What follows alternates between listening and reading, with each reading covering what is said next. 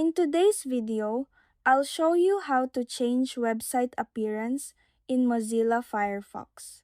First, open Firefox.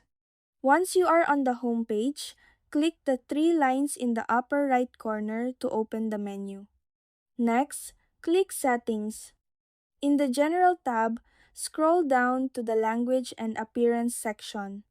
Here, you can choose between automatic, light, or dark mode based on your preference. For example, if you are currently using light mode, you can switch to dark mode and it will apply immediately.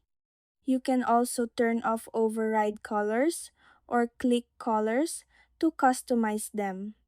From there, you can change the text, background, and link colors. Once you are done, click OK. In the font section, you can also choose your preferred font and adjust the size. And that's it. That's how you change website appearance in Mozilla Firefox.